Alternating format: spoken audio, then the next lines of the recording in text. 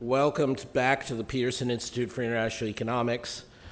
We're doing something a little bit different than we usually do today, but very happy about it. I see my friend Jack Janes in the audience, so I would say we're doing something a bit gemütlich. Bringing in a neighbor and a friend, Michael Mandelbaum, to talk about his latest best-selling, world-shaking, reaching all audiences that we're envious of book, The Road to Global Prosperity. Michael, as many of you know, is a longtime professor holding the Christian A. Herter Professorship of American Foreign Policy at Johns Hopkins University, SAIS, so therefore just around the corner. He has many personal and professional friends here on the staff. I first encountered him and his work many moons ago when I was a research assistant for Sam Huntington at Harvard, and Michael had just recently left Harvard. He went on from there to Columbia and the U.S. Naval Academy, although, as I said, joined Johns Hopkins in 1990. With a productivity few of us can match, Michael is the author of 14 books and the editor of 12 more. I realize there are a couple people in the audience, like Fred, who think they can match that, but I make no claim.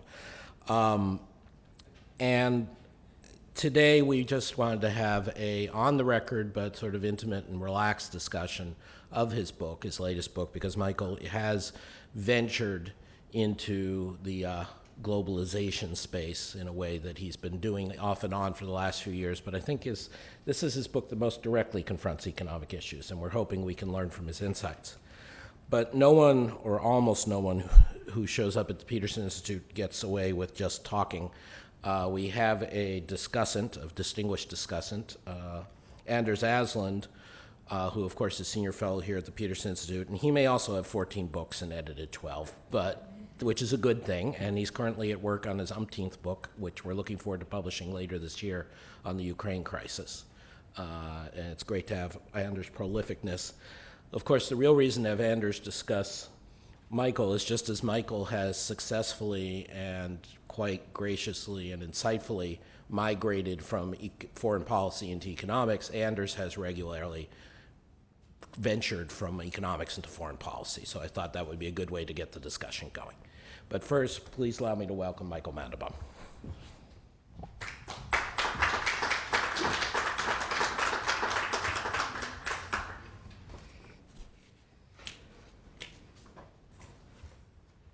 Well, thank you for that gracious introduction, Adam, and for inviting me.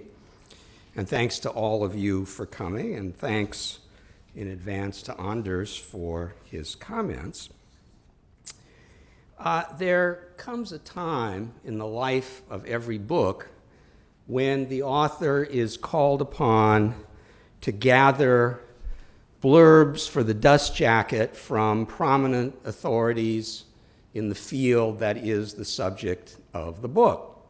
And when that time came for The Road to Global Prosperity, I sent an email to Adam asking if he would supply such a blurb, and he responded graciously that given his position, he made it a policy of giving such blurbs only for Peterson Institute books. And my immediate response was, but this is a Peterson Institute book. And the reason for that response is that, as the citations in the book will show, I have relied very heavily in writing The Road to Global Prosperity on the output of this building. Anytime I needed an authoritative study on a policy-relevant economic issue, I turned to a publication of the Peterson Institute, whether it was sovereign wealth funds or the outflow of service jobs from the United States or the economic prospects for China or Russia. I was just saying, I think Anders is the most cited person in this book. Now, I found these studies, as you would all expect, to be of very high quality, but I found something else in writing this book, which I considered a little disturbing, and that is that other than the high quality output of the Peterson Institute on the policy issues emanating from the global economy, there really isn't all that much. Now you might say, well, given that the Peterson Institute is in business, why should there be a need for anything else? And there's something to be said for that, but the literature, with the exception of the people working in this building, is rather thin, and in thinking about why that might be so, I recalled a comment by a prominent political scientist who worked on economics of Sam Huntington's generation, Robert Gilpin of Princeton, who wrote on these subjects and who once observed that the problem with the literature was that political scientists didn't believe in markets and economists didn't believe in power. Well, as we all know, in order to understand the workings of the global economy, you have to take both into account, and the studies in this building do so. And in fact, the inextricable connection between politics and economics is one of the premises of the road to global prosperity. There's another premise, which is that within strict limits, it is possible to predict the future of the global economy. Here I draw an analogy to seismology, the study of earthquakes. Seismologists cannot predict when earthquakes will take place, but they know where they will take place and they know why they will take place. They know, and we now know, that earthquakes take place along cracks in the Earth's surface known as fault lines.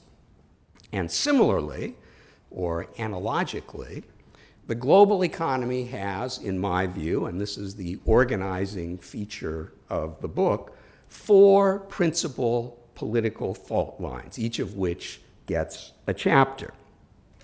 The first fault line involves the political framework which is necessary for the stability that international commerce requires. The second is the inevitable domestic political backlash in every country against all 3 elements of globalization, that is, trade, finance, and immigration. The third fault line is the various financial systems of the world's major economies. And the fourth fault line involves the prospects for growth in the 4 major emerging economies, the so-called BRICS, Brazil, Russia, India, and China. Those are the subjects of the book's 4 chapters, and by way of introduction and to get the discussion going, let me say a brief word about each one. First, all markets, whatever their scope, be they local, national, or global, need a stable political framework within which to function effectively. Instability is the enemy of global economic activity and the principal source of instability, and the greatest enemy of trade, investment, and indeed, in some circumstances, immigration, is war. Now, there are major economically significant regions of the world where economically disturbing war is at least possible. In East Asia, for example, China is in conflict with its neighbors over control of islands and territorial waters. In South Asia, India and Pakistan continue their dispute over the status of India's Muslim-majority province, Kashmir. The 2 countries have gone to war several times since 1947 over the status of Kashmir, and now both are armed with nuclear weapons. In the Middle East, the source of the largest readily accessible deposits of the world's most valuable mineral, oil, Iran seeks regional domination and pursues nuclear weapons toward that end, and the region is riddled with instability, the outgrowth of what was once hopefully known as the Arab Spring. And only this year in Eurasia, we saw Russia invade, occupy, and annex a province of neighboring Ukraine, namely Crimea. Now, what all of these regions of the world have in common is that for each of them, such stability as there is depends very heavily on the American military and political presence. American military policy, American military deployments are crucial for the stability that the global economy requires to function properly. And American military deployments and American military spending are now and will be in the future under pressure. The pressure comes from a fiscal source, the need to reduce America's chronic annual federal budget deficits. And the pressure has political sources as well. The discontent in the United States with the consequences of the American military operations in Iraq and Afghanistan. So military spending and military deployments are being reduced and will be reduced. How far they will be reduced and how far they can safely be reduced are questions that will be debated in the months and years ahead in this city. What's important to note, however, for our purposes here, is that at stake in that debate will be not only the capacity of the United States to fight and win one or another war, but also the stability on which the global economy rests. The debates about American defense policy are also, by proxy, debates about the global economy. Well, the second fault line in the global economy, the activity along which will shape its future, is the inevitable political backlash everywhere against trade, investment, and immigration. That backlash is natural, normal, inevitable. It's part and parcel of globalization. When you read an article in the paper about a protest against some aspect or another of globalization with the headline, "Globalization in Trouble," read it with a jaundiced eye because that is inevitable. And it's inevitable because these trans-border flows, although almost always benefiting, in general, the countries engaging in them, also penalize individuals and groups. Globalization, as we all know, creates winners. The majority of those affected by globalization are winners, but it also creates losers, and they band together, organize, especially in democracies, to resist the flows that are harming them. That is, of course, the logic and the dynamic of trade protectionism. Now, there's a lot to be said about this backlash that suffuses the global economy, and I do say a lot in the chapter devoted to this issue in The Road to Global Prosperity, but here I want to mention just two trade relationships which, it seems to me, have the potential for affecting, in a substantial and adverse way, the global economy. One is the trade relationship between the rich countries, and especially the United States on the one hand, and China on the other. The other is the trade relationship between the rich countries in general and the United States in particular on the one hand, and India on the other. China has been accused, and not entirely without foundation, of unfair trade practices of a variety of kinds.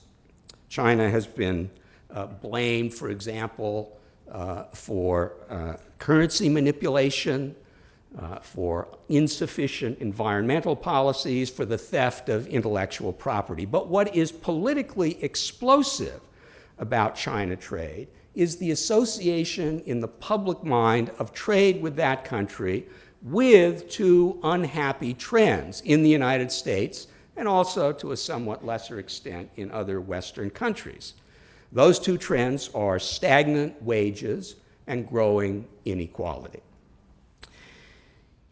That association is a bit unfair. As we know from economic studies, including some done by this institute, the principal culprit here is not trade with low-wage countries, although that does make a contribution, but rather technological advance. But in the public mind, China is the villain. And if economic conditions deteriorate, and if they combine with political conflict with China, which is certainly possible, the result could be a serious trade war. Not inevitably will be, but could be. The potential exists.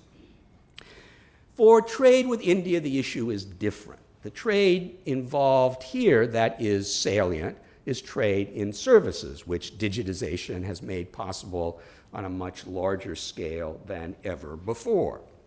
Now, when a job done by an American, a service sector job, can be done just as well and at lower cost in India or another low-wage country, that job tends to leave the United States and leave the person doing it here jobless. And that's a political problem.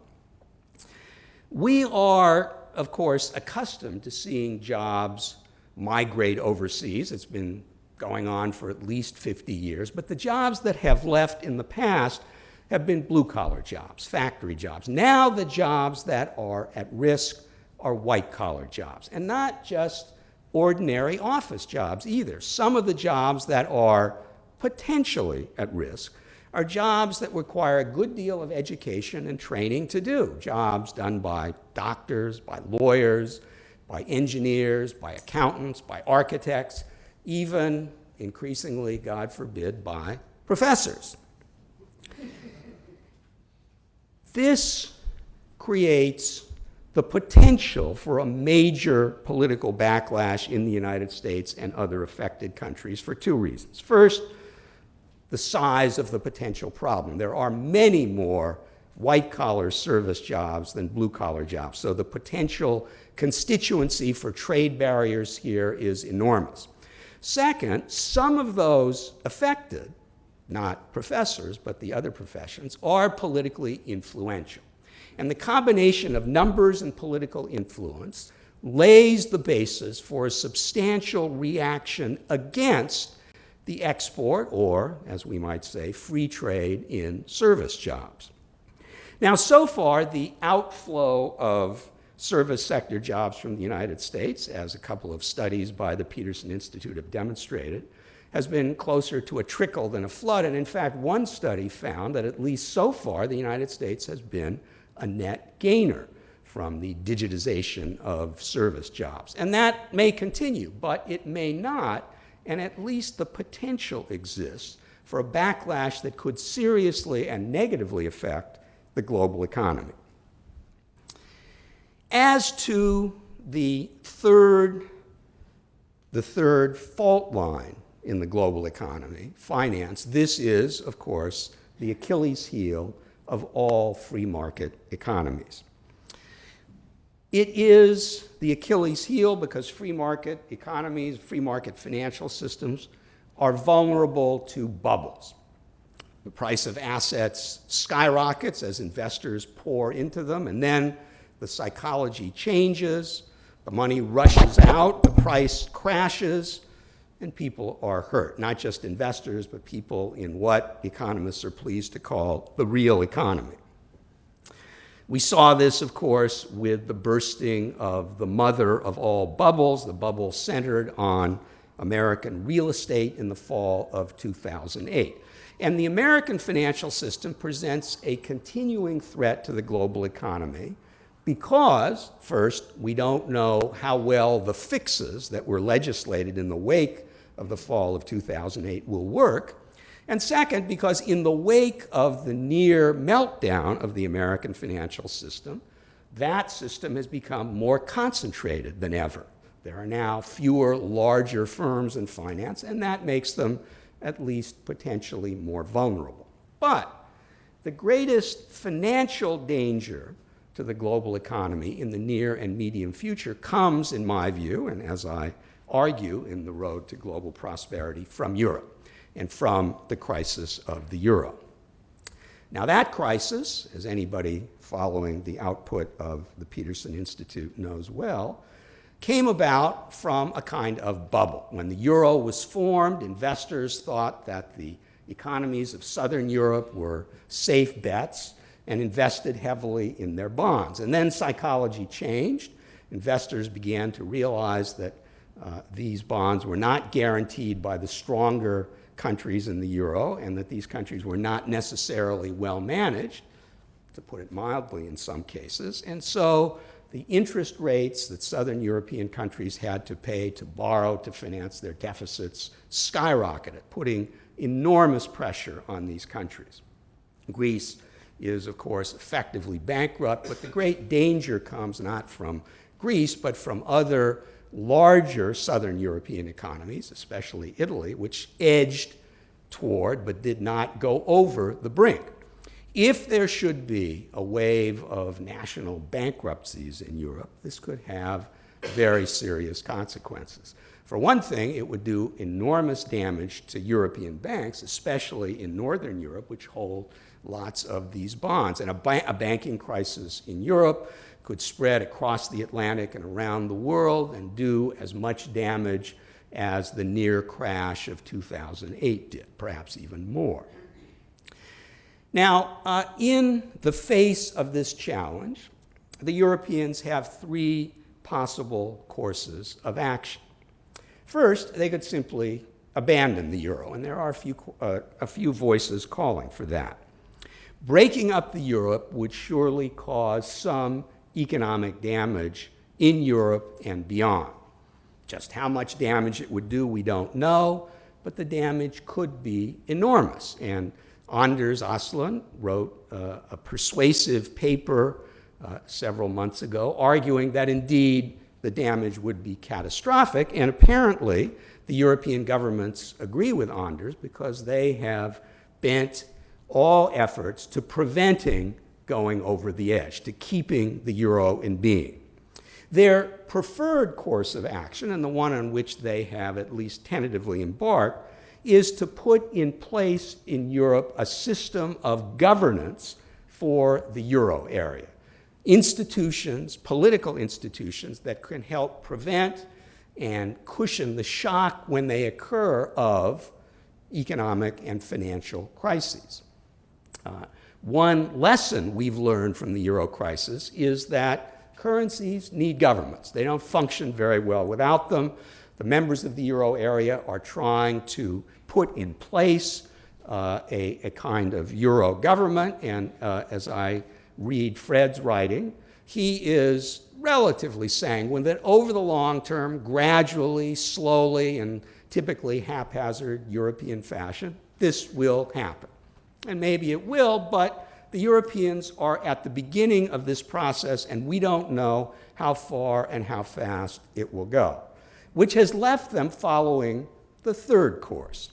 And that course is muddling through while hoping that the Southern European countries can put in place the politically difficult economic reforms that would enable them to get out of their current difficulties and avoid them in the future.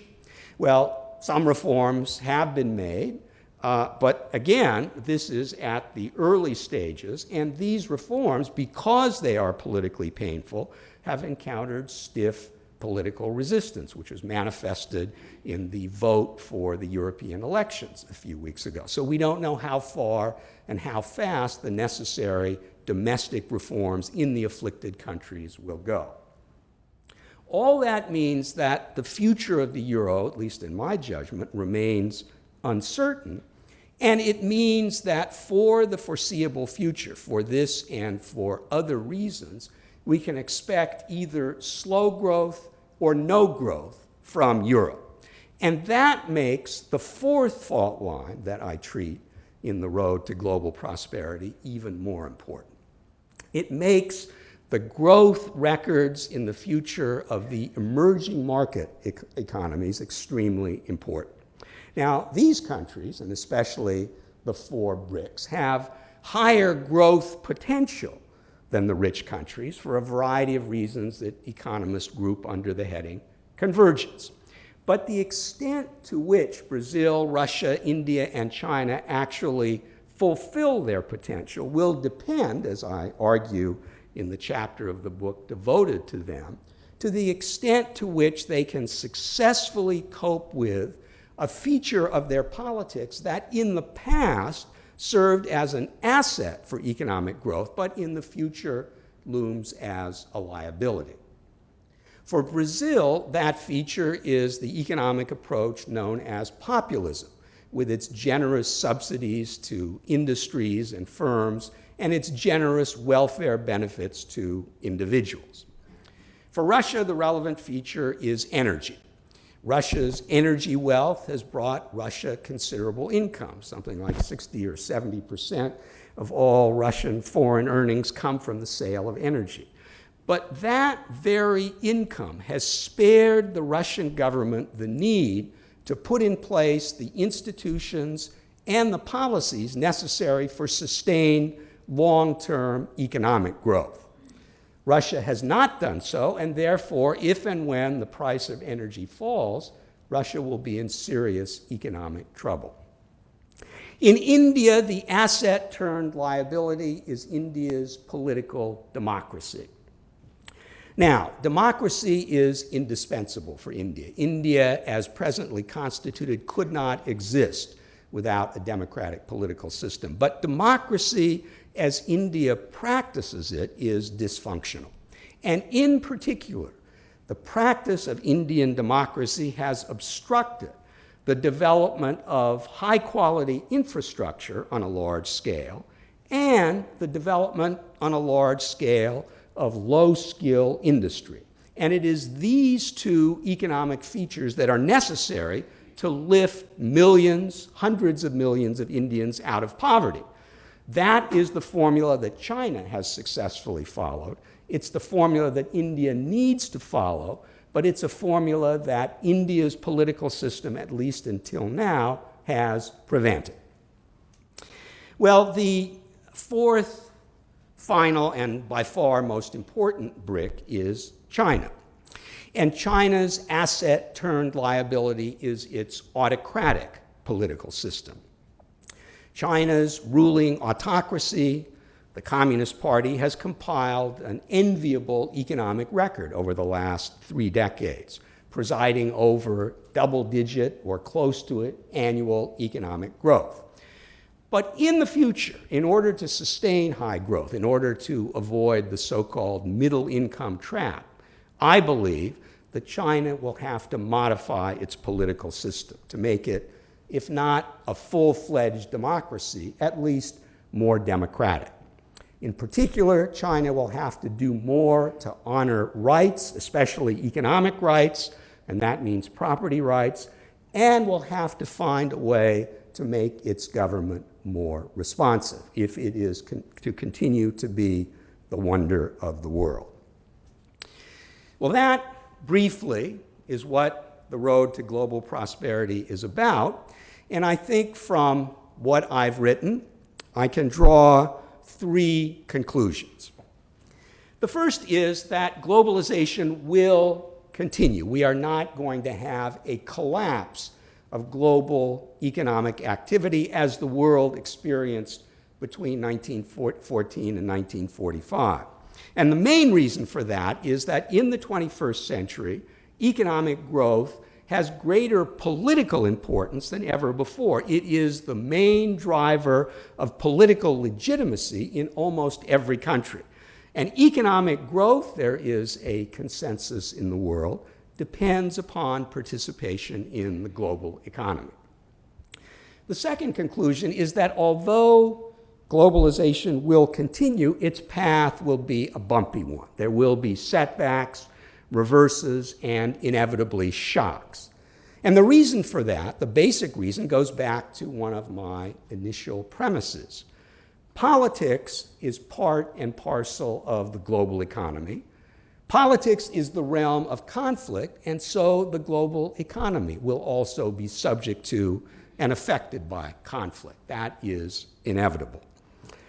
From these 2 conclusions, I draw a third and final one.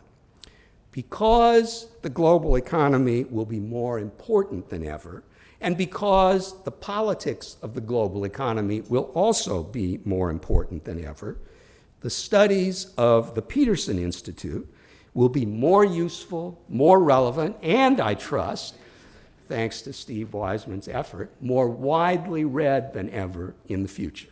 Thank you.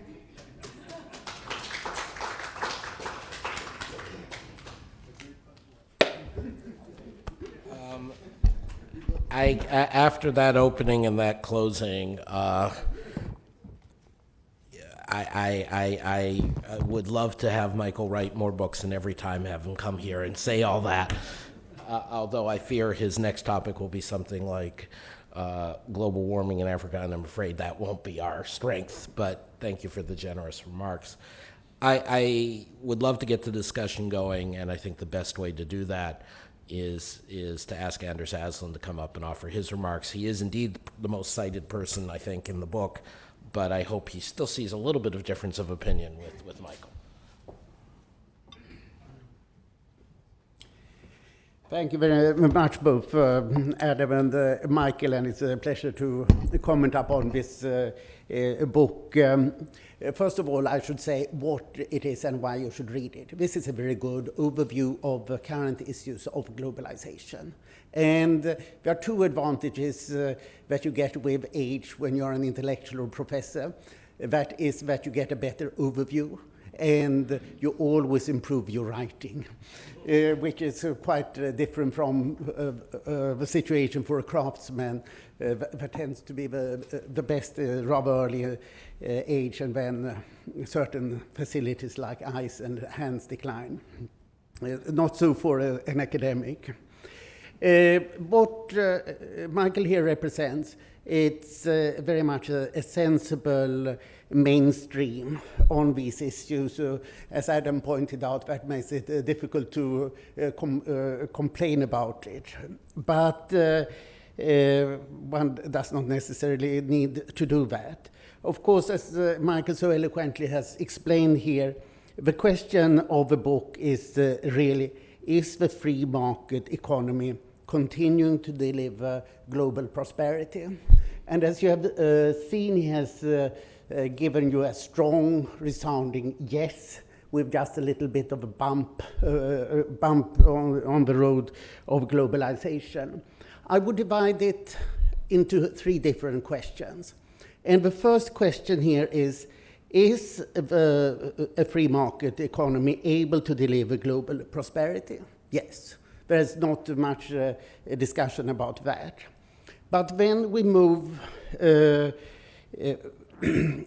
over to the political side of it, do sufficiently many understand that the free market economy is able to deliver prosperity? And this has been true, but I'm not sure that it will be. And here I'm less optimistic, because in the discussion of the BRICS, you rightly pointed out the problems they have. But the other problem is that they don't think so. They see that they have had much higher growth than the West. They did not have the big financial problems.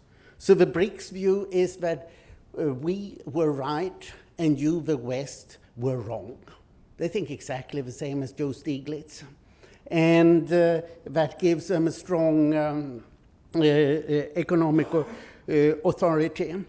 So what they think is good is state management, import substitution, industrial policy, and state intervention. Some may argue that the Indians have now realized that that is not quite good, and the Chinese are also doing some reforms. But Russia, Brazil, and South Africa will have nothing of it. And now they have just had a summit in Brazil where they have celebrated the alternative to the West. So this I see as the main challenge. And you do point it out, I quote here, one major consequence of the Great Depression was to give credibility to forms of economic organization other than globalization-friendly free market capitalism. So we are on the same page, but I'm a bit more worried about this. And in the very end, you write, I quote, "There's no attractive alternative to free markets at home or global integration abroad." Well, you and I think so, but there are quite a few others who think differently. And if we look upon how economic policy development have been, I very much believe in the Kondratyev cycles, while economists don't believe in it statistically. But in terms of institutional outlook, you tend to have one generation builds up and the next generation destroys the institutions. And this seems to have been a steady feature since 1790 or so. And I'm afraid that we are now at the beginning of a destructive period after having seen a wonderful long boom. So this is one of my queries to you. The other query I have, it is global public goods. You have previously written 2 books about it. One optimistic one, which is of course a bit further away, the case for Goliath, and then a bit later a more pessimistic one, the frugal superpower that doesn't quite fulfill its duties to the world, which are not really duties, but what it has taken upon itself. And we can also refer to Bob Kagan's book, The World America Made. And here, being an American, you're of course optimistic that the US, after all, will fulfill this role. I think that the rest of the world is a bit more worried that the US will not continue. So this is the other big concern. Will the US global security last? And of course, there are very many good reasons why the US should not pay for the rest of the world all the time. And that's the problem. Then a third point I have is minor query. You have wisely turned to the Peterson Institute in most regards, but then what do I see all of a sudden? Pages 61 to 63 are dominated by Ellen Blinder and not by Brett Jensen in the discussion of services. So here there is really a difference of view. The only significant part, you accept Ellen Blinder's blistering attack on the dangers of offshoring of services. This is not shared here in the Institute because of Brad Jensen saying that the US is all dominant in the world of services. Services are better paid than other jobs. People are more qualified. And this is the fastest increasing exports in the world. So from that follows that, you mentioned it here also, I and the rest of us here, I think by and large, are not so afraid of the adjustment in the service sector, because there are several reasons why adjustment should be easy in services. First, not even in Walmart do you have trade unions, the biggest employer in the country. So you don't have the big problem with industrial relations, nothing necessarily against trade unions, but it means that you don't have those conflicts. Another factor is that people in services are actually very well educated. I mean, think professors, physicians, you mentioned that here, but the more qualified you are, the more different tasks you can also carry out. So people can more easily adjust. And then you have usually smaller entities. You don't have the big factories as you have in manufacturing. And that also facilitates adjustment. So we don't take Alan Blinder so serious in that regard. If it comes to monetary policy, fine, but not when it comes to the service issue. So where does that leave us? 3 worries. One is that state and crony capitalism will turn out to be stronger than we had thought. It will not deliver the economic growth, but perhaps it can win in a large part of the world economically. The second is, will the US continue to deliver the global public goods, the security or not? and then service is more positive. I should add here that the migration discussion, I think, is really excellent. I think that's one of the best parts of the book. I should also, returning to you here, it's quite interesting to see how you have moved from nuclear issues to broad, hard security, to political governance, and now you have come to the right place, to the global economy and globalization, and I think that you have a lot more to say on this, not having to go over to climate change in Africa. Thank you.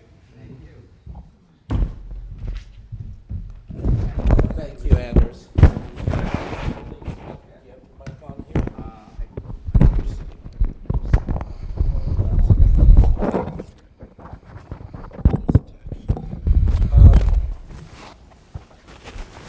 Well, I will allow Michael to respond directly. I think particularly Anders' point about getting it wrong on outsourcing is something, despite all the praise, we have to say.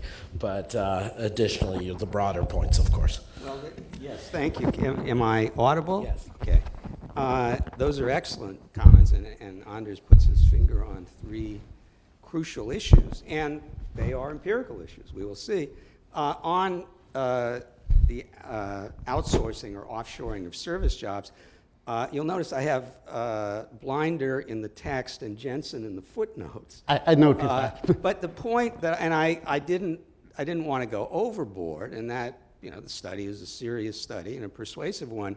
But I think Alan's point, well, part of his point, he goes further than I'm going to say he goes, but he makes the point that there is the potential for a substantial outflow of service sector jobs because digitization is a very big deal. It's a sea change in the technology of work. We're really just at the beginning. We don't know how far it will go. So far, it has not caused the kind of dislocation that would generate a backlash, a political backlash in the United States, and that may well continue. And certainly the most up-to-date empirical study shows that that is true. But I think it's also true to say that the potential is there, and it seemed to me to be worth flagging that. As for global public goods, what I argue is that if you divide global public goods into security and economic public goods, in economic public goods, and especially in the public goods that the United States has supplied, that is global demand and a reserve and vehicle currency, it is, in theory, not all that difficult for other countries to supplement those. They can be provided collectively, not just individually. And the reason that they are not provided collectively, the reason that the United States is not getting as much help as the world needs in supplying these economic global public goods, involves the domestic politics of China and Germany and Japan. That is, the Chinese and the Germans could consume a lot more, as could the Japanese, if they had different policies, and they would probably need different cultures as well. But there's not a structural problem at the global level. And the same thing is true of currency. Lots of countries would be happy to hold euros and renminbi if those currencies were set in a context that made it attractive for them to hold them. And maybe that'll happen. That's certainly the stated goal of the Europeans and the Chinese. They seem to me to be pretty far away from it. But there's nothing structurally in the global economy that prevents that. On the provision of security, there, I'm a little bit more pessimistic. I don't see other countries doing much to supplement the United States, and that becomes a problem when there is pressure on American military spending. Finally, on the question of alternative models, time will tell, obviously. I'm a little more optimistic than you are, Anders, for this reason, or for these reasons. First, I see China and India as, in effect, agreeing with my argument. I read the November document and what the new Chinese regime has said as accepting the need for broader-based growth, more high-tech growth, moving up the value-added chain, depending less on exports.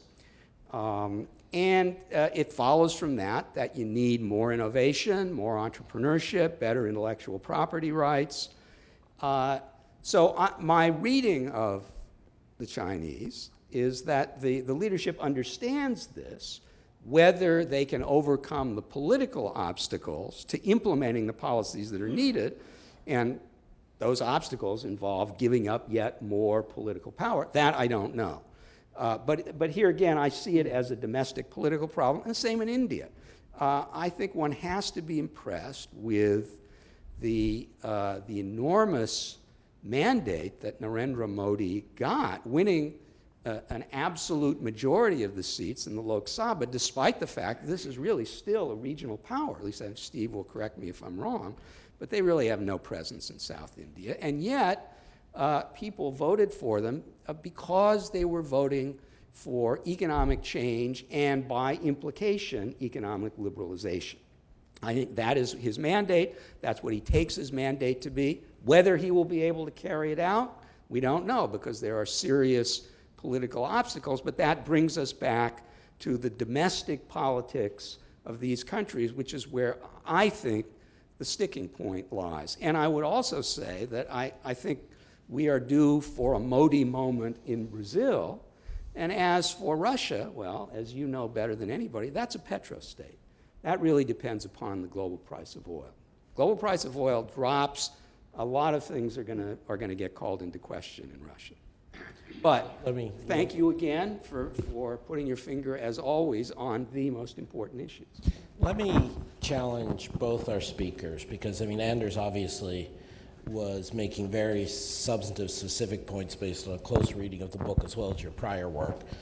But both of you do share a lot of a worldview. So for the sake of argument, and possibly even with a little bit of validity, let me raise something from the other side of the political spectrum. So perhaps not Joe Stiglitz, but someone else might stand up and say, the 4 fault lines that Michael puts out there, 3 of them are just wrong, and 1 of them is mischaracterized. So the fault lines that actually matter are multinational corporations are becoming huge global actors that are uncontrollable, unaccountable, putting pressure down on workers and corporations. Not just the Walmart aspect that Anders spoke about, that this takes place in a global footloose capital situation with capital flows surging in crazy ways, and the problem of financial stability is not bad banking and bubbles, it's these huge surges of global capital running around the world and blowing things up. And thirdly, those two combined, the multinational corporations and the surges of global capital, mean the ability of governments to raise money, even for legitimate purposes like public goods or national defense, is severely constrained. That those 3 would be the fault lines of globalization today, and your mischaracterization on the backlash is that it's really, we are depriving people of the ability to even stand up to this. It's the rich people take over all of politics. How do you respond? If you actually believe that, does that mean you get a Nobel Prize? No, I have to create peace in the Middle East in my first year in office. That's what I have to do. It is true that there is an absence of global public goods, and that means that that the world is low on global governance. No doubt about that, and I say that. I don't see that as being the overriding problem. I see the problem as being the difficulties of adjustment within particular countries, adjustment to global capital flows and global trade. So, for example, the cross-border flow of global capital is clearly puts pressure on financial systems, but it puts pressure on individual financial systems because that's the level at which the world is effectively governed. It is true that the world, in theory, would be better off with a global financial regime. And every time something happens, the Financial Times has an op-ed piece by George Soros or somebody saying, it's time for a global currency, or it's time for a global banking order, it's time to harmonize national financial rules. The trouble is that that isn't going to happen because sovereignty is sticky. And given my checkered intellectual career, I'm familiar with this argument in another context. Ever since 1945, people have been saying rightly, we need global government to prevent war. Well, if we had effective global government, with an emphasis on the adjective, there would be a possibility of preventing war. But we're not going to have effective global government in security matters or economic matters. And therefore, what we need is effective national governance and effective global coordination and cooperation. And that is within sight and will be enough, I think, to prevent another Great Depression. And the reason I think so is that it was enough to prevent another Great Depression in 2008. I thought you were going to say that the real trouble in the world is growing inequality. How about you actually respond to what I did say? You've just totally ignored the multinational corporations, the pressure on budgets, the capital flows problem. So instead of launching into what you thought I was going to say, why don't you respond to that? Well, multinational corporations fit into the global governance issue, but they are also vehicles for globalization, and globalization brings benefits. So people get benefits as well as pay penalties. But that's the nature of life, and that's the nature of economics. There are always trade-offs. In order to control multinational corporations in a way that would be deemed adequate by their critics, you would have, in effect, to control them so tightly that the world would not benefit from the economic growth that they help to generate. So there is a trade-off here, but the trade-off that the world has generally chosen to make in all of these issues at all levels is for greater economic growth and to try to adjust at the national level to the impact of unfettered or lightly governed multinational corporations. I think that people who are not, who don't write professionally about this are less concerned about the alleged power of multinational corporations, which means that it's difficult in some ways for national governments to regulate them, and more concerned about how well they're doing economically. So the great problem, in the opinion of global public opinion, is not controlling multinational corporations, it's generating growth. Very good. I wanted a direct response. You gave me a direct response. That's terrific. Anders, unless you want to also kill the dead left, do you want to come in? No, I think that this is a very important discussion, and I would start in a totally different end than Michael did. I think that we are seeing a strong trend towards convergence in profit taxes, corporate profit taxes. If you look upon corporate profit taxes in the world, virtually every country in the world is between 2 and 3.5% of GDP is in corporate profit taxes. But if you look upon what the corporate profit taxes are, then they vary greatly. So Ireland with 12.5% gets as much in corporate profit tax revenue as a share of GDP as the United States with 39% corporate profit tax, if you also include the state taxes. So then you say, why not go for 25% generally? And this is what we are seeing in Europe. So I think that it will be a move in both directions. Mm-hmm. The big corporations will not manage to get away with negotiating taxes, as happens in Luxembourg, Netherlands, and Ireland now. And that will be abolished. On the other hand, tax rates will go to 20 to 25% corporate profit taxes, as is currently happening in Europe. So I think it's a mutual process. Then the rich people who buy the politics, what you do about it? Well, transparency first of all, so that it's clear what is happening. And second, regulation. You have to regulate the financing. I normally say that the US is a plutocracy, while Europe is a bureaucracy. And both are different forms of democracy. But this is how it is. Money, as you know, in Germany, don't matter in the politics. A German election campaign, if I remember rightly, cost $90 million. A Ukrainian election campaign costs $1 to $2 billion. So these are totally different categories. So in particular in these kind of countries, Mexico, India, Ukraine, countries that have somewhat weak but democratic institutions, there you need a lot of transparency to improve democracy, so that not the oligarchs buy all of the politics, as is unfortunately the road. So yes, we do need to check the rich people and multinationals through convergence and transparency. Terrific. Thank you for that. Let me open it up to the audience. Can I ask you, Michael, there's a standing mic to go there? Yeah, you're next. Mike Macetic, PBS Online NewsHour. Quick point and then a question. The one profession you didn't mention that's potentially vulnerable to outsourcing is journalism.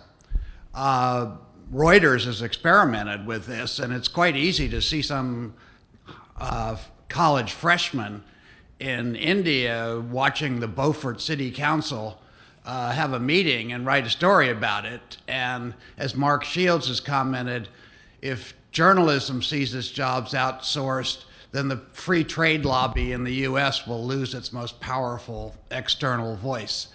My question is about the BRICS. That was a clever name devised by a guy at Goldman Sachs. Is it really an entity when you think that China, Russia, and India all have many reasons to distrust, almost hate each other, and the fact that two of them are democracies and two of them are autocracies or worse? Is this going to become an entity, or is it a marriage of convenience from time to time? Well, let's just be clear about two things, though. First is, when Jim O'Neill coined that for Goldman Sachs, he had a bumper sticker of investment in mind. He, like most economists, was not thinking about power. So he was thinking about selling assets from those countries. He wasn't thinking about how those countries interact. Doesn't mean your question's not entirely legitimate, but the BRICS was never meant to be a BRICS bloc. That said, it's a very topical question because, as I think everyone here knows, we've just had the meeting of the BRICS. They're inviting in new people as though they're a lobby group. They're talking about creating a joint bank, joint currency, intervention efforts. How do you view this in the globalization bumpiness? Well, as you say, the origin was strictly economic and commercial, and then these countries were so taken with the term, or with the amount of attention the term got, that they formed an organization, which I say in the book was a rare instance of life imitating research. No, they're not a bloc. This is mostly for show. I guess they're going to have a bank which will be very lightly capitalized and won't be important. They have these annual meetings because every national leader likes to have international meetings to attend and strut around on the world stage. But as an effective bloc, this is, I suppose, the lineal or spiritual descendant of the non-aligned movement of the Cold War, which really never amounted to anything. Tried to piggyback on the first and second oil crises, but never really achieved any political traction. But the reason that I included them is that global growth will have to come from emerging markets for reasons of convergence.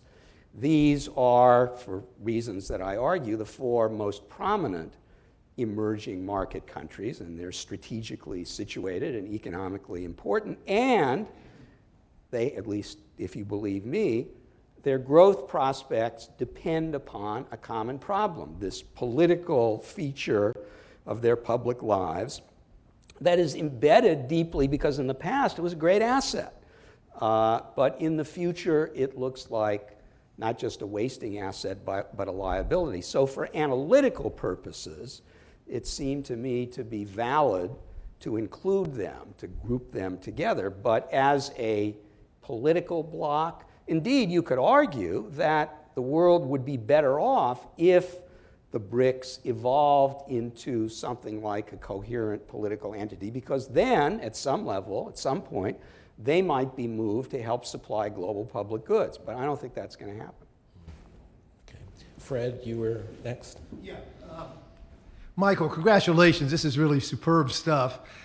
Your confidence in the Peterson Institute will be reinforced when I tell you that 2 of our forthcoming books are on the U.S.-China economic relation and the U.S.-India economic relation, which you cited as the 2 big risks to the domestic politics here. So we try to address those. I have 2 questions for you, one broad and one specific. You mentioned Bob Gilpin, and he was best known for his work on the effort to assimilate rising powers into the global leadership structure. To me, that's one of the great fault lines that we now face now. The ability to bring China into, not the BRICS, but China, qua China, into an effective, responsible leadership role in the world economy. I haven't read your book yet. You may address it somewhere. You did not mention it orally. I'd like to get your take on that as to its seriousness and how you think we might address it. And then the specific question relates to that. Why is it you think that China must change its political system to keep its economic growth going? Why can't they just do another 2 or 3 decades still with a totalitarian communist party? Before you respond, I need to give a more specific Peterson Institute plug. You gave your interpretation that the November announcements, the third-party plenum, were taking China potentially at least down a reform path, as you think Modi is doing potentially in India. We have a book coming out in early September by Nick Lardy arguing that China grew only because it grew more capitalist and trying to, I think very effectively, kill the idea that there is this separate, that they won by an alternative method. But anyway, enough with the advertising since you've done some of that for us already. How do you respond to Fred's vision of integrating China? Well, that's the great question going forward.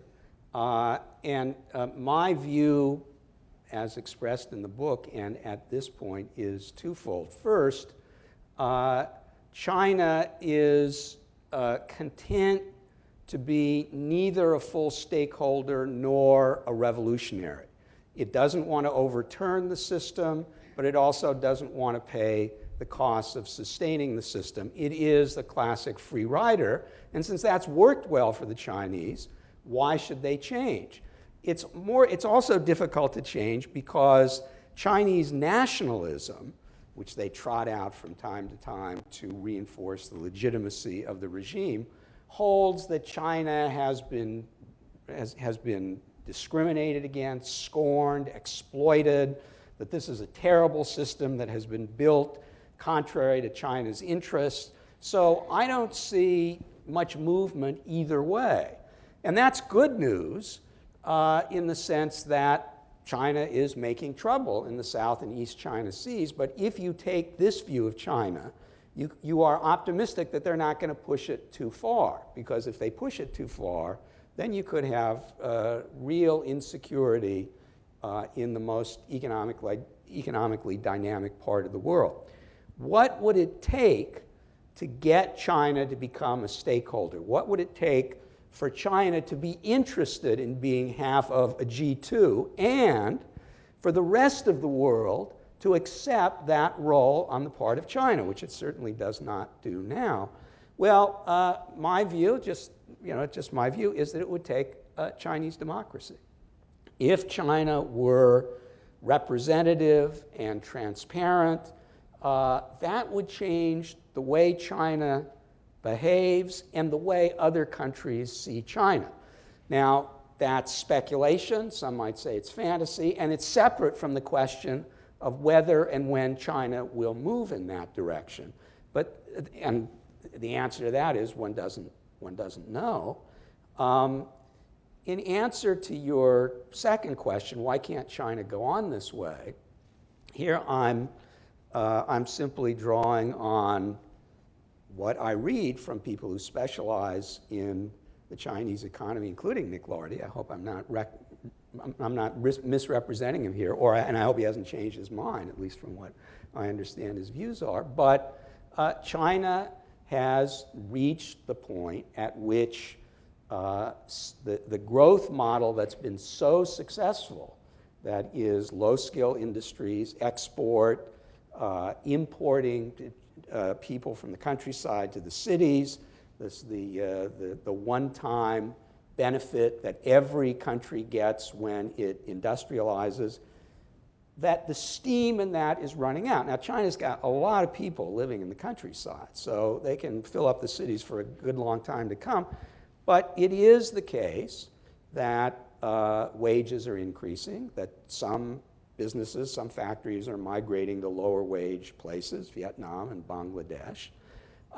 It is the case that the Chinese regime seems to be extremely sensitive about the dangers of the middle income trap and is trying, insofar as a command economy can do so, to adjust to the new pressures by investing in nanotechnology, by broadening higher education, by expanding membership in the Communist Party to include entrepreneurs.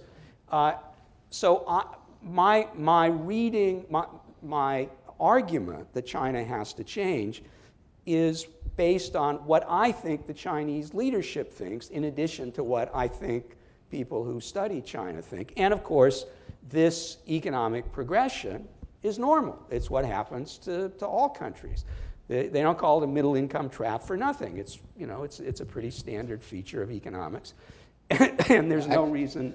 Just for your reference for your next book and future things, it's actually very controversial within economics. There are a lot of people, not a majority, but a significant number of people who believe the middle income trap actually not only doesn't apply to China, but doesn't show up in the data.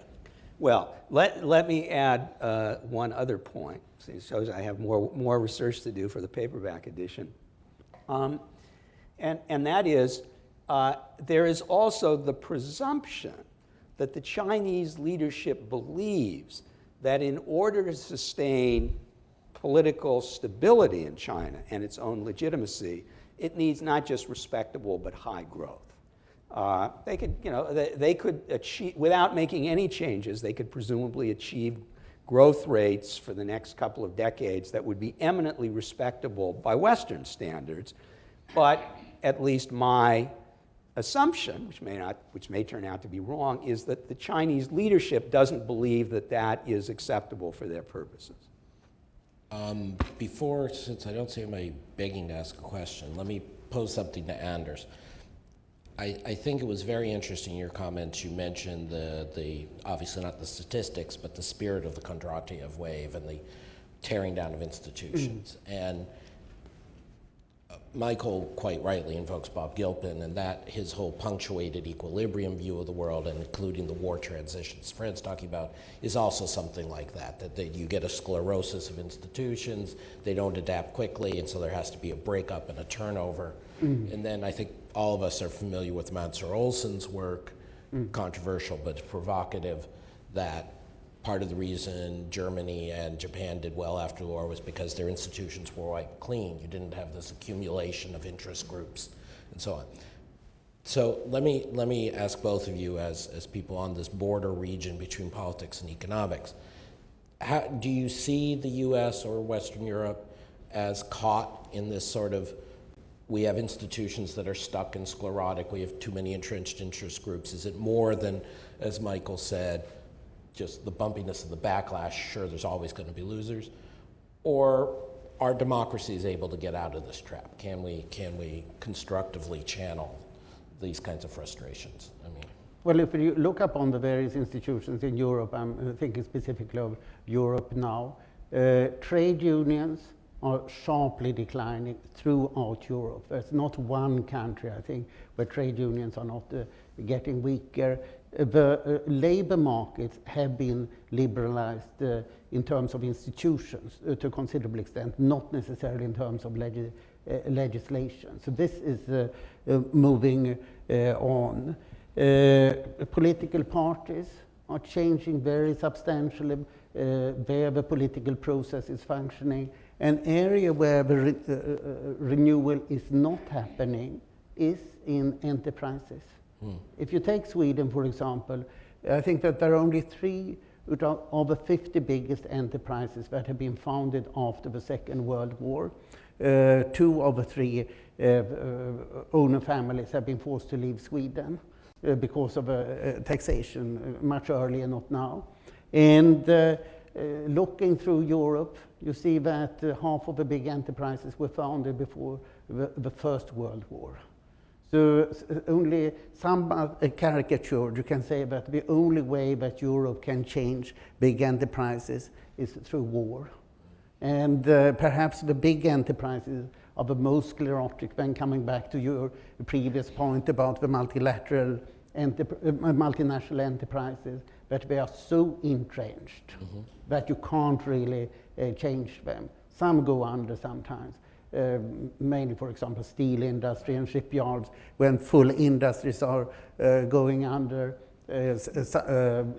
From time to time they are being bought up, but it's really quite strange how little renewable there is. And here, of course, the United States is totally different. So I think it's worth looking upon it as you suggested in these broad terms.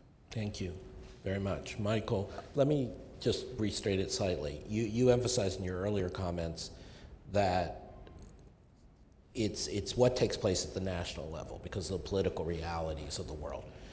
Are there nations, and you said, I may be misinterpreting you, but you said, China has to become a democracy to be able to cope, and maybe you mean some of these issues that Anders raising about enterprise reform and turnover. Do you foresee that China, India, Russia are able to make these changes through democratic means, Brazil, or does there have to be a constitutional change? Does there have to be an upheaval? Well, that is the $64 trillion question going forward. I think your question about sclerosis is a crucial one, and I would divide the response between the international and the national level. You've asked about the national level, and the great functional advantage of democracy, as distinct from the advantage that it observes rights, which are important under the eyes of eternity or under the eyes of the deity, depending on how you look at it. But democracies have done well functionally because they are flexible, and they're flexible for 2 reasons. 1, because they limit the scope of government, and 2, because they have elite turnover. You can throw the rascals out. In that sense, the United States is more flexible than Europe, and for that reason, it may turn out to be an advantage to be governed by a plutocracy rather than a bureaucracy, because the plutocracy may be more flexible, can change its mind, and you can get a greater alternation of elites than you can in Europe. And the United States is pretty well placed here. Since you cite this literature, Adam, since you worked in this in your younger days, you may remember a book by a Harvard colleague of mine, of my vintage, named Joel Migdal, who wrote a book called Strong Societies, Weak States. And this was about what were then called developing countries, and it was very influenced by Sam. And it was about why it's so hard to build political institutions in places that seem to need them. Well, I would say that the United States, anyway, is a dynamic society and a somewhat sclerotic state. But because the scope of the state is restricted, the United States is doing pretty well. There are important issues that the country is not able to resolve or has not been able to resolve because of its political paralysis, and that has to do with entitlements and budget. But at the grassroots level, it's an enormously dynamic country. Things are changing all the time, and in contrast to Europe, where Anders noted, old large companies never die, they just fade. There's enormous turnover in the Fortune 500 in the United States. So the United States is in one way better place to take advantage of the challenges of the 21st century, especially the economic challenges, than any other country. And the book that I wrote before this with Tom Friedman, called That Used to Be Us, is in some ways a paean of praise to American social flexibility. At the global level, you'll recall, since you cited Bob Gilpin, although I cited him first, one of his important books was called War and Change in International Politics. And his argument, and it's not original with him, is that war is the great driver of changes in the structure of international relations. And historically, that has been true, especially since the French Revolution. But we can't afford major wars anymore. And that has made the international structure more rigid than is desirable. We got the Bretton Woods institution, which served us relatively well after 1944 and still are serviceable, because the world had been destroyed and there was one power that could dictate, and that was the United States. And the United States decided what these institutions would look like. Now, it wasn't perfect, and Keynes was quite clear on the imperfections, and these days, as the United States begs the Chinese to devalue, we might retrospectively agree with him. Nonetheless, it was feasible in a way that it's not feasible now, and therefore we have to count on gradual incremental adjustments driven by changes of art and changes of policy, and here I'm talking about China, at the national level. That is certainly not optimal. That is, we don't have the institutions that would be optimal. Whether it's good enough, we'll see. Okay. That's probably a good note to end on. Thank you all for joining us on a bright but not too hot July morning.